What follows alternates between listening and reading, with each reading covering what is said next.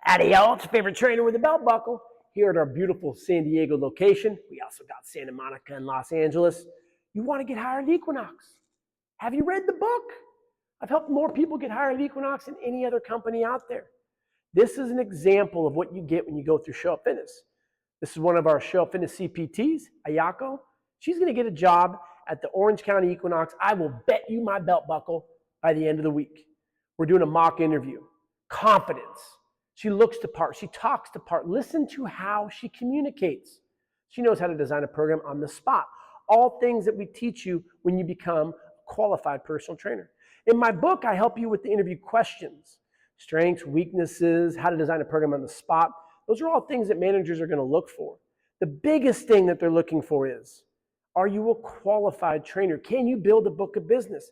90%, let me say it again, 90% of textbook trainers, ACE, ISSA, NSCA, ACSM, NASM, quit within 1 year because you're not qualified. You don't understand movement. Those are all things that we teach you. Show Up Fitness. If you're already certified, check out our level 2 mentorship, how to build a business nutrition coach, where you get to work with the dietitian. Show Up Fitness, changing the game one qualified trainer at a time. Make sure to like and subscribe. Comment any questions we can help you with. It's all about showing up. Have a great day, y'all. Read the book. All right, so we're going to get Miss Ayako hired at Equinox in Orange County, right? Yes. Okay, so just got off the phone with Daniel and also another kid who just both got hired. And the number one biggest thing, confidence. It's always about who you know. That does help. As Daniel was going through his interview at Austin, the manager said, tell me about Show Up Fitness, and talked a little bit about the certification. And then the manager said, oh yeah, I forgot that I've actually had drinks with Chris before. So I took him out one time and we talked more about Equinox and what we do here. And so that connection helped him a lot. So the biggest thing is having gone through and role played with the questions they're going to ask you, because typically what will happen is if we get a curveball, we get a little nervous and then it takes us off track. So let's just start with real simple stuff. Go with, tell me a little bit more about yourself. So I have always been active. I'm speaking about the realm of fitness and nutrition and wellness. But until about 2 years ago, I never really strength trained in a traditional sense with free weights or machines and whatnot. But I was lucky enough to meet a trainer who has taught me how to properly lift weights. And up until then, I was very much into group fitness and yoga, Pilates here and there, and jogging. I even did a half marathon at one point, but I never really was consistent with my workouts and nutrition. But when I met a trainer that I worked with close to 2 years at this point, I saw a strength gain and also physique change that I have always wanted, and that was never possible with everything else that I have done up until that point. And I felt stronger. With the newbie gain, I gained a lot of strength. And in other areas of my life, I felt more resilient. And it was more than physical fitness that improved. So my life, it is not over exaggeration that changed my life in the better, for the better. So that's what got me into thinking, I want more people to know the power of proper strength training, and especially women. And that's why I started thinking about training other people myself as well. So that's where I am today, and that's why I'm here. Love that. That's a great story. It's catching. It tells me about yourself, and it was straight to the point. So it was really good. So let's start on talking about some of your strengths. My strength, I would say, I am personable. and I am a good listener. So I have been told, and also I can empathize, given that I am not fresh out of college. I have some life experience. I have struggled with fitness and nutrition myself, and I am far from perfect even now. But I know what works, and for most people, and that ability to listen and empathize, that I would say that's my strength. Awesome. I love it. And I would just put a little cherry at the top and say you're relatable because of that. So I love that. Really, really good. How about you mentioned, so sometimes this would be good because they may have a plan of attack, like strengths and weaknesses. And it's like your mind is ready for the weakness now. But Mhm. something that you said intrigued me to ask another question. So let's see how we do with, you talked about being resilient. So talk to me about a time you've worked with a client and it's been challenging. So take me through what a challenging experience you've had. The challenging experience with a client that I had, she was very new to any resistance training. And she was very much afraid to touch the weight, not because she wanted to be, she didn't want to bulk up, but because of just the general discomfort that she was experiencing from the weakness. So that I have personally not really experienced myself. So I needed to really be able to put myself in her shoes. What if I really didn't have any strength, even to lift a grocery bag? How would I feel?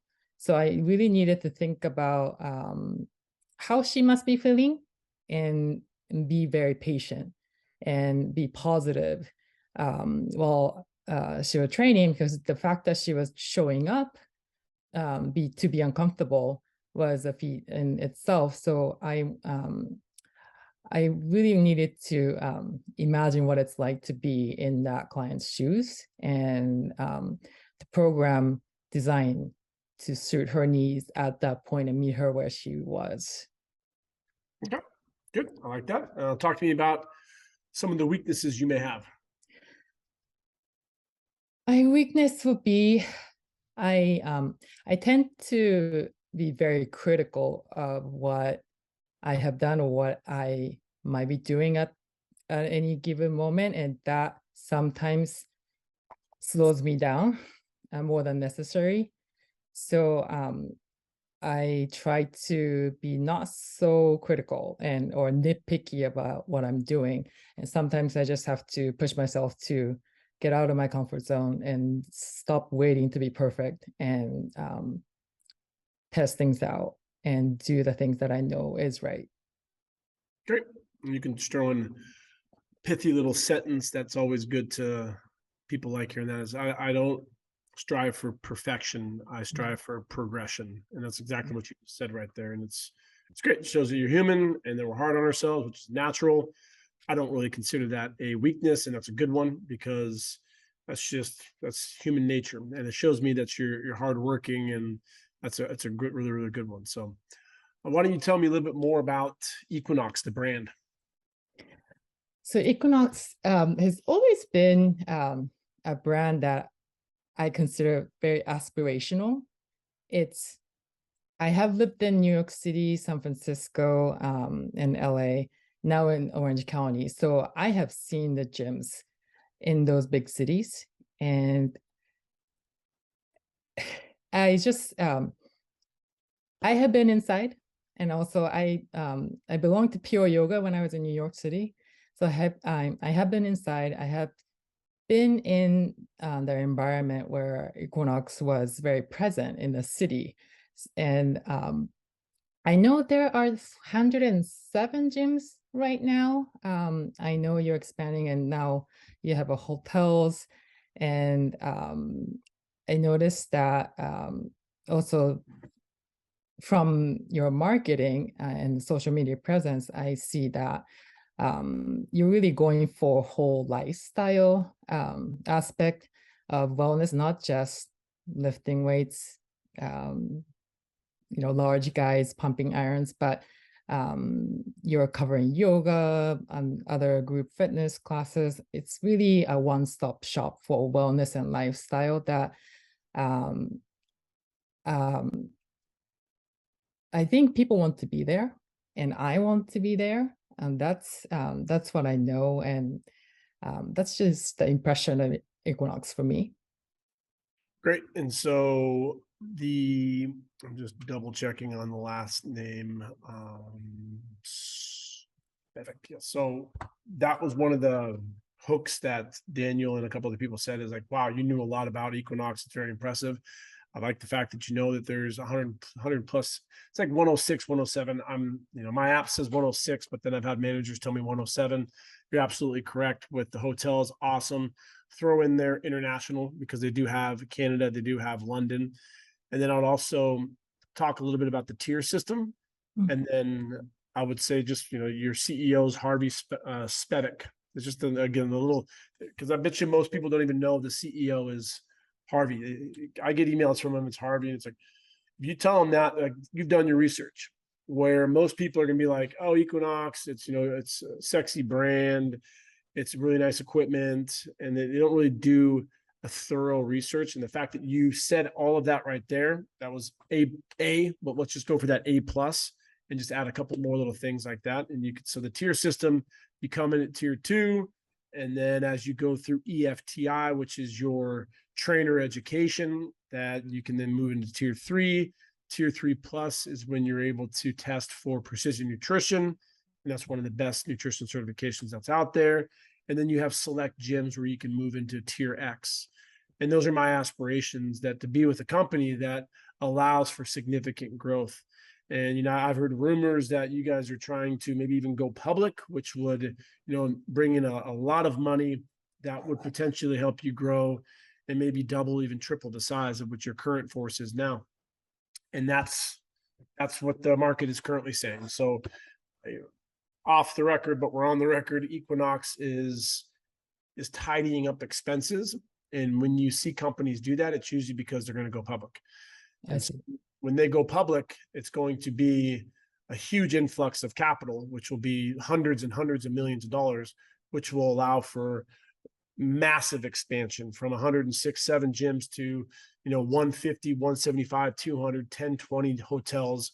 So, it's exciting to think of myself part of a huge brand like Equinox that has that vision to be the best, not only in fitness, but also hotels and who knows what else within the whole wellness umbrella. So all great stuff there. For the most part, there's not much feedback I can give you. I can tell you've done your research. You're confident in the way that you present your answers. You can tell that they have been rehearsed, which is good because you're not saying a lot of ums and ahs. You had great eye contact, even though I'm not in front of you. I can tell that you're interested. Your tone is great. Your body position, from what I can see, is great. You're not fidgeting. And so then at the end, what would be some questions you have for me?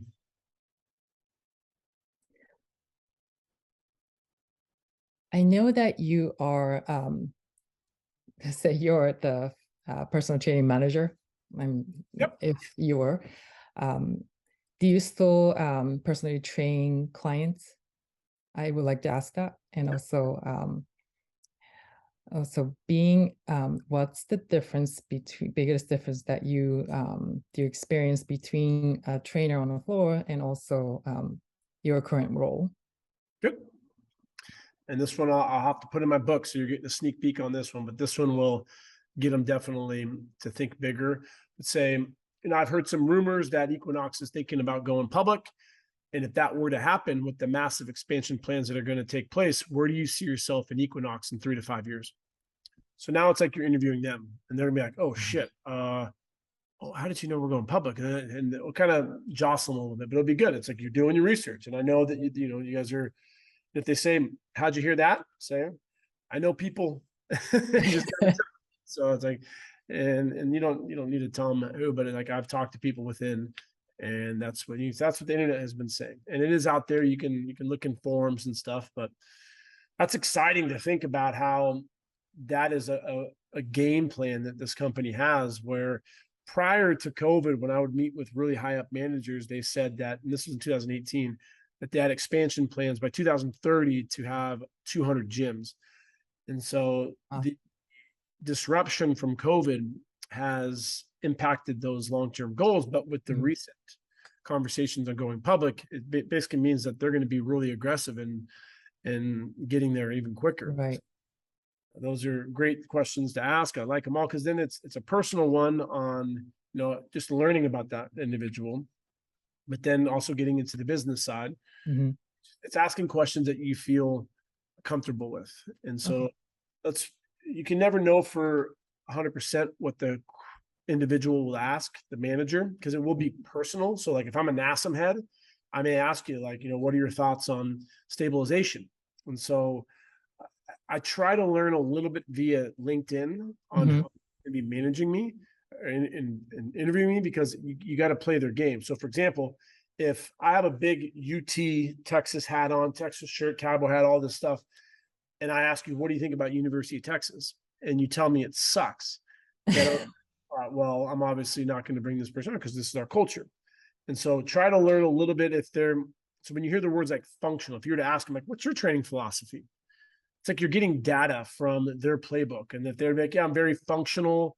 I'm a kettlebell, I'm a TRX. It tells me that they're not necessarily, but a little bit against like, your traditional barbell lift. So I wouldn't be like, oh, I'm all about, bench and deadlift and squat. That's it. And obviously you're smart. You would never say that. But what you're doing is you're just kind of rubbing elbows with management. And at the end of the day, if I have 10 people in front of me, I want to hire the people who are like me. That's just natural human nature. And most people would do the same thing. We don't, what is the skin in the game that manager has long-term for hiring people that are better for the company? I think that's a conversation to have. But at the end of the day, they want someone who is going to be pleasant to be around, that is going to listen. And everything that you told me today shows that, you have life skills. You're critical in your thought process because you paused and you didn't just start throwing out, I don't know, it's a tough one on it. It's like, no, you were calm and collected, and that tells me a lot about your interviewing skills. So now, would you be able to design me a program right now on the spot? Say for a woman who wants to, work on her backside, no injuries, and what would that work like? The backside as in Glutes. glutes. Yes, no injury. Is she a complete beginner? Yeah, so she's a beginner, because in our market right now in Orange County, we have a lot of housewives that come in here. So you're gonna be working with wives that are, they're new. Maybe they've been taking some classes, but for the most part, they're new to strength training. Very similar to what you were saying. Mm-hmm. So if that's her main goal, I would start out with compound movements that's targeting her glutes. So things like hip thrust, any hinge movement, that's easier to start with. And I would definitely want to work on her squats. And this is not exactly what I would be doing. Were you expecting what I would do? So I would almost encourage you to be very strict on your programming, because that tells me you have a direction. Mm-hmm. I would be really impressed with it, because the average trainer, what they're going to do is they're going to be like, I don't know, maybe a little bit of this. It's going to be kind of broad, very specific, and then be prepared to defend your program. So if the role reversal, you ask me, what's your program for a girl that's going to come into the gym? I'll say, all right, I like to train in circuits. A lot of the clients I've trained in the past, they like to get their heart rate up there. But as we know, to really optimize hypertrophy for the backside and any muscles in general, we need to have optimal tension, which requires rest. So I'll do a hip thrust and then into like a push-up and into some planks. And I really like to get engaged with the planks, make it fun, get them to smile. Then we'll come back to the hip thrust, add some load, get into the push-ups, and do that for 3 rounds. The next circuit I would get into, if she's capable of doing a back squat, that's where we would go. If she's not, then we regress it and do a goblet. Then do some pull-ups. I'm a real big believer that every person should be able to do a pull-up and a push-up. And so for all my girls, There's no such thing as girl push-ups. There's no such thing as girl pull-ups. They're pull-ups and they're push-ups. And so we're going to do pull-ups, 3 to 5 reps, because if we can't do them, put a lot of stress on the muscles. So maybe 3 to 5 eccentrics and then some side planks. Last circuit, we'll do some step-ups, really get the heart rate up there. A landmine press. I'll do some trainer engagement for their abs, maybe some jumping jacks. I like putting some bands on the knees and doing it with them, playing some mirroring stuff. So when I'm in the environment, people see me like, wow, that trainer's smiling. Because today, I'm not saying this gym at all. I don't know, but a lot of trainers are going to be here, or they're going to be sitting over here. And it's like, wow, you're at Equinox, the best brand in fitness, and your trainer's sitting on their iPad. Now let's get a little enthusiasm in there. Let's smile. Let's help them up off the ground. Let's go get them one of the eucalyptus towels. So I really want to show the professionalism, but be engaging for that client. And so you see how oh shit, that was ready to go. That was the program. All I did right there was 3 CCAs, hinge, squat, unilateral, body weight. And I said that we're going to do push and pull because I'll defend that. Well, why didn't you want to do a bench press? Well, a lot of the clients who I work with, especially women, they're a little intimidated by weights. So, if someone's intimidated getting into the water, I'm not just going to pick them up and throw them in there. I don't think that's the best way to learn. So it's just, let's go in little by little. So we'll start with push-ups. We'll start with pull-ups, and then we'll progress. And then, if they throw a curveball at you and say, all right, well, you've been training her for 3 months. How would you regress? You just find out she's pregnant. Oh, great. So during the, first trimester of pregnancy, we're going to focus on breathing a lot, but the body's pretty damn resilient and we can still do a lot of awesome things. So, I'd love to take that as an opportunity to reach out to their doctor, because I'm big into networking, and who knows, maybe the doctor even has a membership at Equinox. I could start training them. And so I want to learn what the doctor specifically would say. But for the most part, you want to avoid, putting stuff around your midsection, obviously doing planks, holding your breath would lighten the load. And, I have a couple of people in my network. I have a great team that I consult with, and I would just reach out to them to see if there is any recent trainers or current trainers that are working with a couple of pregnancy to, get some, other data points in there. Another common thing you may see is leaky bladder. So, I'm not going to be jumping up and doing a bunch of jumping rope. It's common for men. Use your own personal anecdotes if you have that. And again, all it shows right there from start to finish is I want someone who's confident. And everything that you said right there is confident. Great. So let's get you in. And so in other people's cases, the how you can deliver the program really tells me your confidence as a trainer. And obviously, because of the role-playing scenario there, you weren't doing it wrong by any means, but I would just practice like you did for the CCA, your SUF-CPT, just have that program down. And it's probably going to be geared towards that market. So it's going to be women, very similar to you. And I would just use your leverage, being like, I'm a woman. I've been training. I was afraid of weights. I didn't see the results. I've had kids. This is the program that people need to be doing.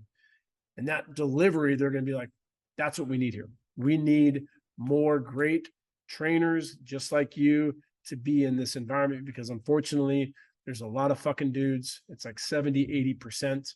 And we just need quality trainers, but we need to make it more across the board, both sexes.